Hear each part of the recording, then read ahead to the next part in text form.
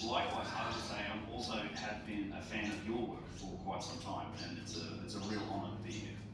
Well, mate, we love the idea of causing mischief with doctrinaire dogmaticism. And one of the things I love about Uncharted X is you take us down paths with fastidious detail and analysis. And I find if I read online, you're often debunked by doctrinaire archaeology and dismissed out of hand.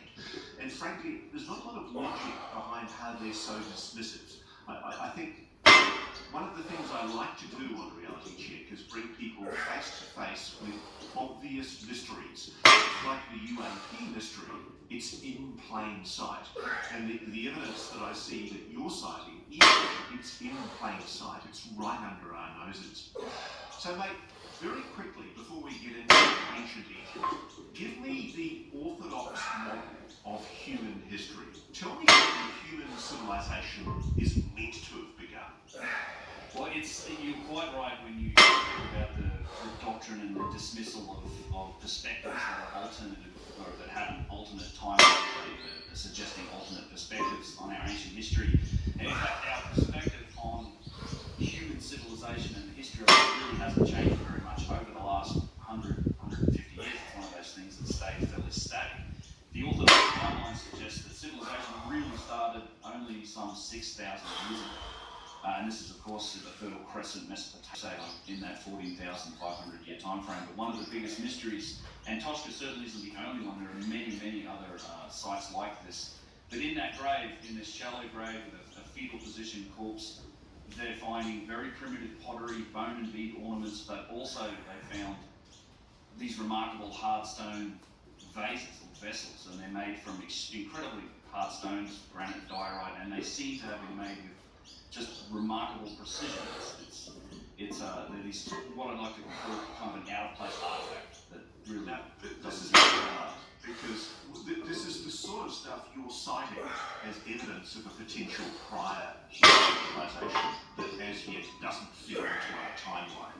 Because when you're talking about precision vases, let's talk about how precise these vases are. Because this is where I was watching your Uncharted X and I almost fell off my chair and I started tweeting in support of you saying, gosh, this is incredible, people have got to watch this. And I wasn't ready for the barrage of insults that you caught from contemporary archaeology. It's just amazing. Yes.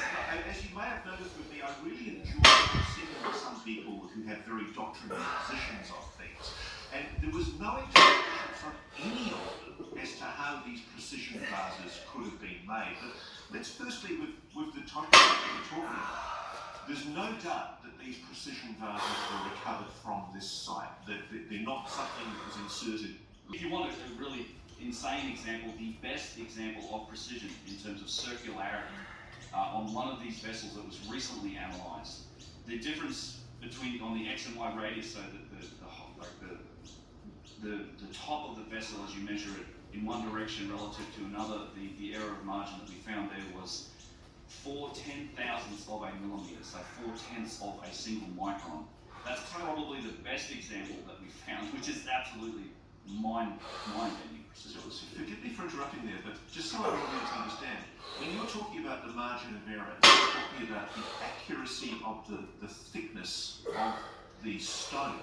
Solid, it's diorite, in some cases it's granite, and it's been cut to a thickness which is absurdly thin, and there's a consistency of that thickness. Right, so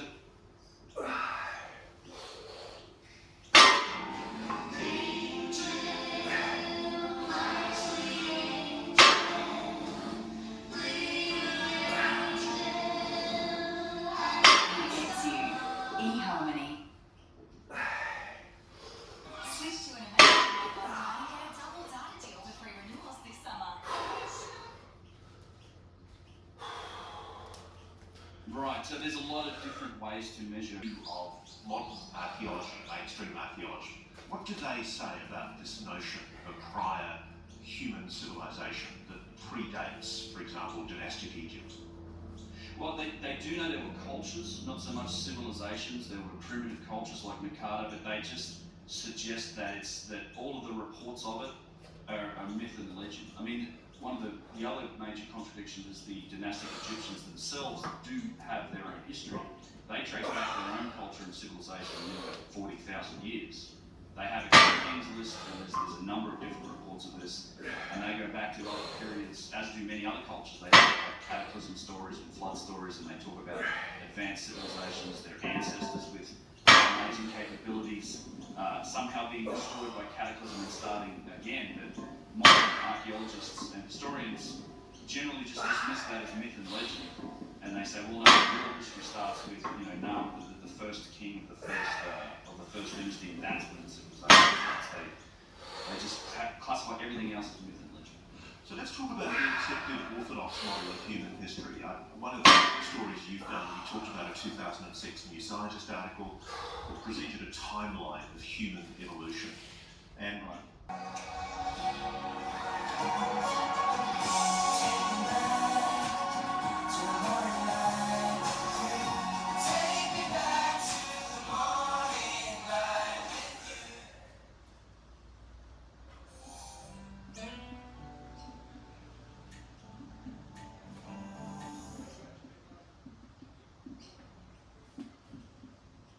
all of the evidence that surrounds the history of human civilization, the more that we learn, it's like it is a difficult process and a difficult period of time to try and analyze, right? We really do have very scant evidence. We're looking back through this mists of time, and the further back we go, the more scant the evidence becomes, and the more, it's like there's been more civilizations that have had the chance to live in these areas and to change what you're looking at. So you have to continually evaluate the best evidence to try and put together the best theory that you can.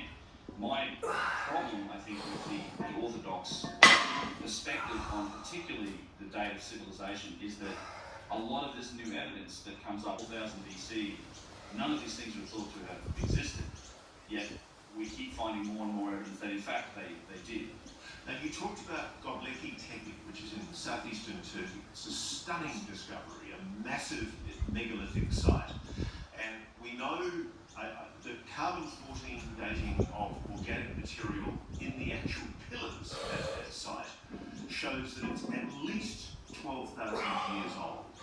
And just to give the audience a bit, it's got what we believe are astronomically aligned stones, possibly a celestial body, stone circles arranged geometrically. How does that obvious construction, and it's an elaborate construction, fit into the notion that civilization happened many thousands of years later? Well, if you want to look at the orthodox or the mainstream perspective on Göbekli Tepe, you can find this today, even if you go look at the Wikipedia page for it. Not that Wikipedia is a tremendously reliable source when it comes to controversial topics, but they will tell you that this was something built by hunter-gatherers. Rather than changing the date of civilization, they literally changed the definition of hunter-gatherers to all. Okay, they're not just nomadic tribespeople, but they're also guys that seem to enjoy doing a bit of Neolithic pillar building on the weekends, maybe to get away from the wife and kids or something like that. I'm not sure. Okay, so let's deal with that. What's your response to that? I mean, my understanding is some of these pillars at Göbekli Tepe, the T-shaped pillars, they're hundreds of tons. Well, no, they're not that big. It is a significant logistical challenge. Some of these, you're talking 20 feet tall, 20 to 30 tons, single-piece stones, arranged very elaborately. They, in some cases, take a significant distance, like many miles, quarries from where they were formed. The interesting thing about Göbekli Tepe, there are many things. This is a brand new discovery. It was really uncovered by a German archaeologist in the 1990s, and it's been excavated ever since. It's a site that has a lot of nuance to it. So the carbon dating that we have for that, where it's incontrovertibly 12,000 years old at least, we actually get those dates not from the pillars but from these cobblestone walls that are enclosing these pillars. And there's strong evidence, and anyone that goes there would be able to see this for themselves. It's as if that site was rebuilt, like these primitive walls that surround these pillars and these stone circles. They were built to kind of repair and prop up these pillars. In some cases, there are actually broken pieces of pillars in these walls. And it's from those primitive walls that we get this date of 12,000 years old. So do you think he said he might actually be a bit older? I do, yes. I think it's probably significantly older. I think that there were people that came to the site that found it, or they knew about it, and they rebuilt that site, they protected it. In fact, the walls encompass the pillars, they cover up some of the details. And as I said, there's actually broken pieces of pillar, as if those pillars had already fallen and broken when they built these walls. And we date it based on the organic material found in these cobblestone, these rough cobblestone walls that surround it. There's clearly two different styles of architecture as well. One is a megalithic style with these massive single-piece pillars with intricate, high-relief carving that have these astronomical alignments and all sorts of significance. Martin Sweatman is planet. I'm not talking about the dinosaurs 65 million years ago. I'm talking about the saber-toothed tigers, the woolly mammoths, the woolly rhinos, all of these megafauna that existed in places like North and South America and Europe. Now these animals, it was roughly 50% of what we would call megafauna, large, land-based animals. 50% of them went extinct in a very short period of time, somewhere between 15 and 12,000 years ago. And we're not really sure why. The orthodox explanation has been human overhunting, which really doesn't make sense when you're talking about giant cave bears and the American lion, which was the size of a horse, and nomadic hunter-gatherers. That there were more mammoths at that point than people by many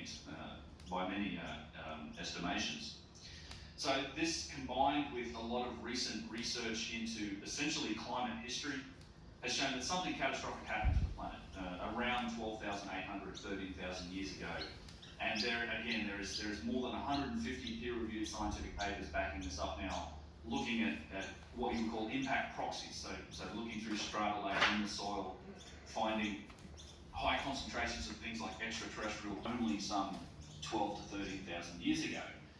Correlated with that, we also know that this was the very abrupt end of the Ice Age, of the last glaciation period. Sea levels rose in a short period of time, some nearly 300 to 400 feet, 100 meters, in a real short period of time. All of those Laurentide and Bavarian ice sheets, they melted, went into the oceans. So all of these things happened, and we can look back through things like ice core samples and places like Antarctica and Greenland, look at oxygen concentricities, determine things like global temperature at the time, particulate matter, and it shows that something happened 12,800 years ago. Something happened. The Earth just was plunged into this deep freeze for about 800 years. Temperatures dropped dramatically. There was massive climate change.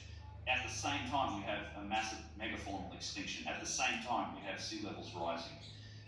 There are indications that during this time, at one point, up to 10% of the biomass on the planet was on fire. Absolutely crazy, like the sun got blocked out. I mean, there's all these indications, and it all points to the most likely scenario being just a cataclysmic bombardment of the planet from space. So it's fair to say we are at the moment in mainstream science locked into a paradigm, a doctrine, if you like. I love the way they use the word doctrine for Clovis doctrine, because it suggests they're somewhat doctrinaire.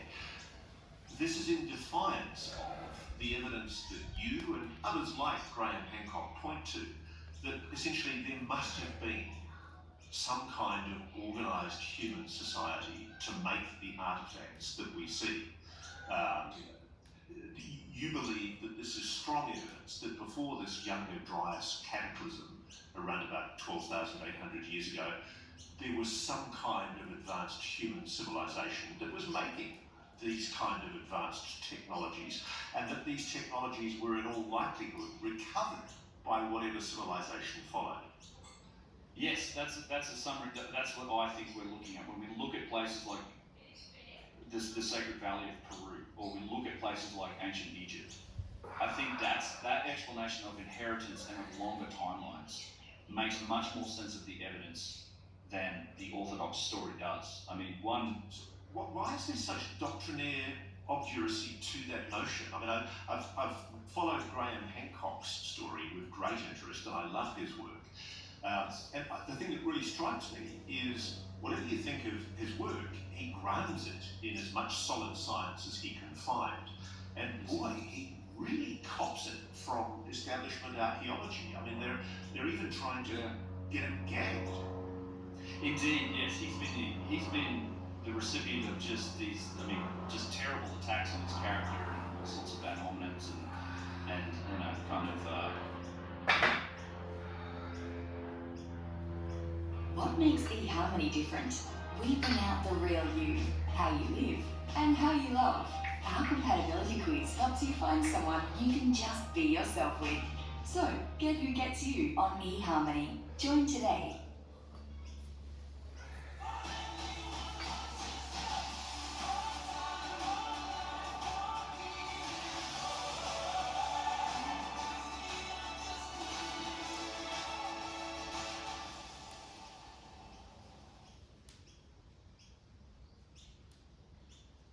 Let's how best to put this sort of liberal kind of dog whistling terms, calling him racist and xenophobic and all these terrible things, which is not. I mean, I've known Graham for years as well. He's one of the kindest, just gentlest people you'll ever meet. He's a wonderful human being.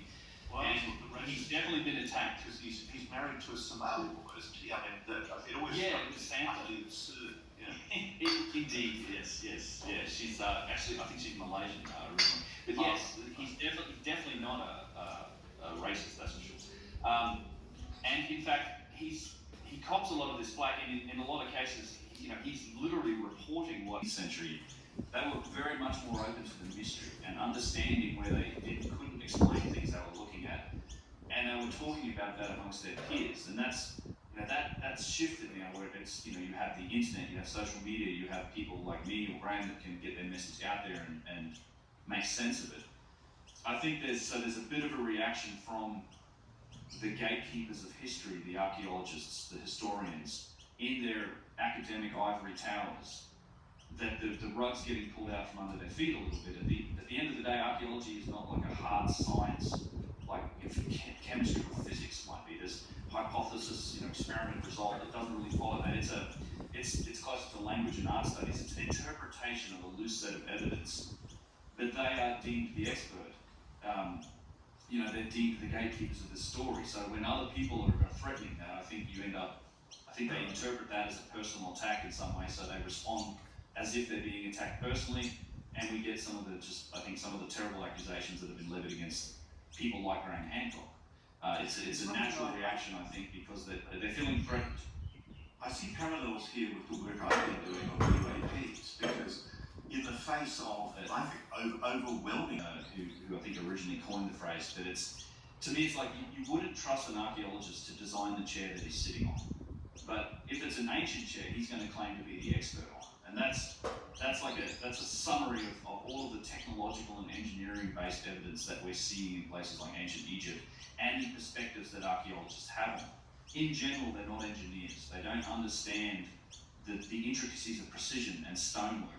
They're just not playing in that field, and they routinely ignore all of the evidence that comes to us from true experts, you know, machinists, engineers, people that can evaluate what they're looking at and talk about, you know, the tools that the ancient Egyptians had and these primitive cultures or, you know, ancient cultures had really can't explain the artifacts that we're looking at. So Ben, take me to Egypt. Let's talk about the plethora of ancient precision advanced artifacts. The schist disc, unfinished obelisks, the vases, columns, and precision boxes. Where do we start? Like, what's your favourite object that challenges the orthodox paradigm? Tough to pick a favourite, Ross. I went backwards in technology. They kept building pyramids, they kept building statues, they kept making sites, but the technology just wasn't there. It's always this older stuff that is the best, and this applies to so many different categories. It's not funny, and it's very difficult to explain technologically from a civilization perspective. I didn't realise until I watched your videos that a lot of the more dilapidated pyramids are actually the more modern ones, the newer ones. Yes. And they were made of mud brick by dynastic Egyptians. Yes, they were, and it's a good. And I like to point at those and think that, okay, do you truly believe that they started off being able to build pyramids like the Great Pyramid, 6 million tons of stone, you know, 2.5 million